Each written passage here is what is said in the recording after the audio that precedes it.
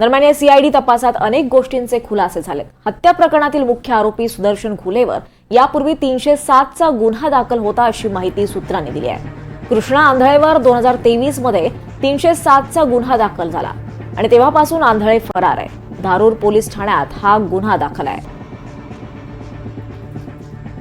यावर अधिक माहिती देत आहेत आपल्यासोबत आपले प्रतिनिधी मोहसिन शेख आहेत। मोहसिन, सीआयडी तपासात हे अनेक गोष्टींचे आता खुलासे होत आहेत आणि या आरोपी सुदर्शन घुलेवर 307चा गुन्हा दाखल होता असं कळतंय।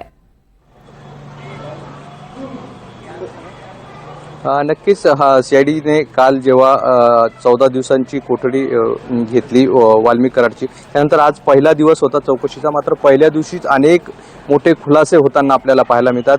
आपण जर बघितलं तर कृष्णा आंधळे जो या खुनातील आरोपी आहे, त्याच्यावर 2023 मध्ये धारूर पोलीस स्टेशनला एक 307चा गुन्हा दाखल होता। तेव्हापासून हा पोलिसांना सापडत नव्हता। मात्र तोच आंधळे आता संतोष देशमुख हत्या प्रकरणात देखील आरोपी असल्याचं समोर आलेलं आहे। त्याच्यावर गुन्हा दाखल आहे आणि तो फरार आहे, त्याचा देखील पोलीस तपास करतात। यासोबतच आणखी काही जे खुलासे आहेत तर या सगळ्या तपासात समोर आलेले आहे।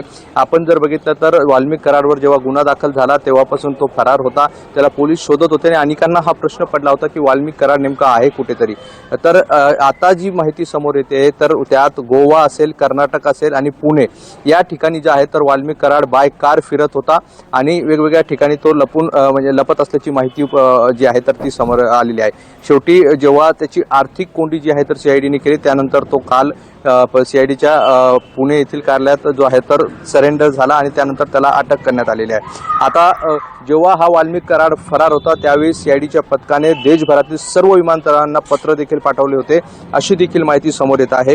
विशेष म्हणजे आतापर्यंत या सगळ्या प्रकरणात 130 लोकांची जी आहे तर चौकशी जी आहे तर सीआयडी कडून करण्यात आलेली आहे। आज देखील दिवसभरात 3 लोकांची चौकशी करण्यात आलेली आहे। वरिष्ठ अधिकारी देखील बीड शहर पोलीस ठाण्यात पोहोचले होते, जिथे वाल्मिक कराडला ठेवण्यात आलेला आहे। वरिष्ठ पोलीस अधिकाऱ्यांनी देखील वाल्मिक कराडची जी आहे तर चौकशी केलेली आहे आणि आज दिवसभर त्याची वेगवेगळ्या अधिकाऱ्यांनी आणि कर्मचाऱ्यांनी चौकशी केलेली आहे। त्यामुळे ह्या सगळ्या प्रकरणात आता तपासाला जो आहे तर वेग आल्याचं आपल्याला पाहायला मिळतंय। मात्र यात आणखी एक महत्त्वाची बाब म्हणजे यातील संतोष देशमुख हत्या प्रकरणातील आरोपी सुदर्शन घुले हा फरार आहे। त्याला देखील शोधण्याचं काम सीआयडी पथक करत आहे आणि लवकरच तो देखील ताब्यात येईल अशी अपेक्षा जी आहे तर सीआयडीच्या पथकाला आहे।